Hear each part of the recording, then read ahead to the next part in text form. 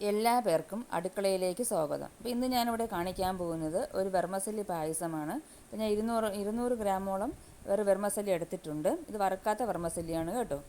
അപ്പോൾ ഞാനൊരു കുക്കർ അടുപ്പത്ത് വെച്ചിട്ടുണ്ട്. നിങ്ങൾക്ക് കുഴിവുള്ളൊരു പാത്രം വേണമെങ്കിൽ എടുക്കാം. അതിലേക്ക് കുറച്ച് നെയ്യ് ഒഴിച്ച് കൊടുത്തിട്ടുണ്ട്. നെയ്യ് മെൽറ്റ് ചെയ്ത് കഴിയുമ്പോൾ നമ്മൾ ഈ എടുത്ത് വെച്ചിരിക്കുന്ന വെർമസല്ലി അതിലേക്ക് ഇട്ട് കൊടുത്ത് ഒന്ന് വറുത്തെടുക്കണം.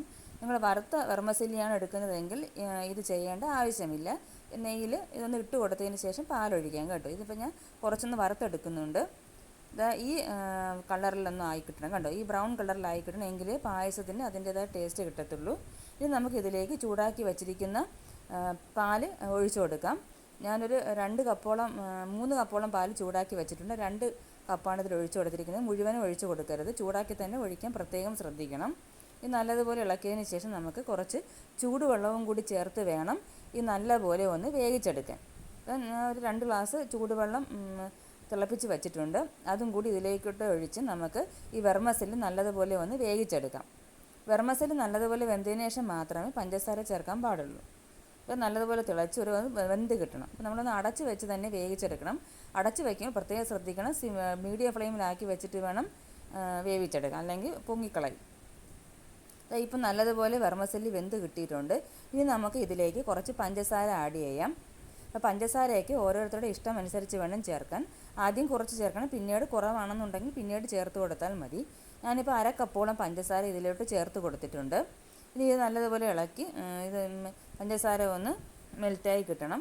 എന്നാലേ നമുക്ക് മധുരം കണക്കാണെന്ന് അറിയാൻ പറ്റത്തുള്ളൂ. അപ്പോൾ ഞാൻ നല്ലതുപോലെ ഒന്ന് ഇളക്കി കൊടുത്തിട്ടുണ്ട്. ഇനി നമുക്കൊരു പാൻ വെച്ച് അതിലേക്ക് കുറച്ച് നെയ്യ് ഒഴിച്ച് കൊടുത്തിട്ടുണ്ട്. ഇനി ഇതിലേക്ക് നമുക്ക് കുറച്ച് കിസ്മിസ് വറുത്ത് പായസത്തിൽ ഒഴിക്കണം. നിങ്ങൾക്ക് അണ്ടിപ്പരിപ്പ് വേണമെങ്കിൽ അത് ചേർക്കാം. ഞാൻ ഇപ്പോൾ തൽക്കാലം ഇവിടെ ചേർക്കുന്നില്ല. ഞാൻ കിസ്മിസ് ഇട്ട് കൊടുത്തിട്ടുണ്ട്. ഇനി നല്ലതുപോലെ വറുത്തിട്ട് നമുക്ക് പായസത്തിലേക്ക് ഒന്ന് ആഡ് ചെയ്ത് കൊടുക്കാം. ഞാൻ വറുത്തെടുത്തിട്ടുണ്ട് കേട്ടോ. മീഡിയം ഫ്ലെയിമിലാക്കി വെച്ചിട്ട് വേണം വറുത്തെടുക്കാൻ, അല്ലെങ്കിൽ കരിഞ്ഞു പോകും. ഇനി നമുക്കിതൊന്ന് പായസത്തിലേക്ക് ചേർത്ത് കൊടുത്ത് നല്ലതുപോലെ ഒന്ന് ഇളക്കി കൊടുക്കാം. ഞാൻ ഒഴിച്ച് കൊടുത്തിട്ടുണ്ട്. ഇനി നമുക്കിത് നല്ലതുപോലെ ഒന്ന് ഇളക്കി ഇതിലോട്ട് ചേർത്തതിന് ശേഷം കുറച്ച് ഏലക്ക പൊടിയും കൂടി ചേർക്കണം. അപ്പം ഞാൻ ചതച്ച ഏലക്കയാണ് ഇതിലോട്ട് ചേർത്തിരിക്കുന്നത്. നിങ്ങൾക്ക് ഏലക്ക പൊടി വേണമെങ്കിൽ ചേർക്കാം. പഞ്ചസാരയിട്ട് പൊടിച്ചെടുക്കുകയാണെങ്കിൽ നല്ലതുപോലെ ഏലക്ക പൊടിഞ്ഞ് കിട്ടും. കേട്ടോ, ഞാൻ ഇപ്പോൾ ചതച്ച ഏലക്കയാണ് ചേർക്കുന്നത്. ഇതും ചേർത്ത് കൊണ്ട് അവസാനം മാത്രമേ ചേർക്കാവൂ കേട്ടോ, എങ്കിലും അതിൻ്റെ ഫ്ലേവർ കിട്ടത്തുള്ളൂ. ചേർത്ത് നല്ലതുപോലെ ഒന്ന് ഇളക്കി മിക്സ് ചെയ്ത് വയ്ക്കുക. ഇനി നമുക്കൊരു പാൻ വെച്ച് അതിലേക്ക് പഞ്ചസാര ഒന്ന് ഇട്ട് കൊടുക്കണം. ഒരു 3 ടേബിൾ സ്പൂണോളം പഞ്ചസാര ഞാൻ ഇട്ട് കൊടുത്തിട്ടുണ്ട്. അതൊന്ന് കാരമലൈസ് ചെയ്തെടുത്തു കേട്ടോ. ഇത് മീഡിയം ഫ്ലെയിമിലാക്കി വെച്ച് കാരമലൈസ് ചെയ്തെടുക്കാവൂ. എന്നിട്ട് നമ്മൾ ബാക്കി വെച്ചിരിക്കുന്ന പാലും കൂടി ഇതിൽ കുറച്ചൊഴിച്ച് നല്ലതുപോലെ മിക്സ് ചെയ്തെടുക്കുക. ഇനി ആ മിക്സിൽ ഇതിലോട്ട് ഒഴിച്ചു കൊടുക്കുക. അപ്പോൾ ഈ പായസത്തിന് പ്രത്യേക മണവും ടേസ്റ്റും കിട്ടും. നമ്മുടെ രുചികരമായ പായസം തയ്യാറായിട്ടുണ്ട്. ഇതെല്ലാവരും ഒന്ന് ട്രൈ ചെയ്ത് നോക്കണേ. ഇത് നമ്മൾ സാധാരണ ഉണ്ടാക്കുന്നത് വ്യത്യസ്തമാണ്. അപ്പോൾ അടുത്തൊരു വീഡിയോയുമായി കാണുന്നത് വരെ നന്ദി, നമസ്കാരം.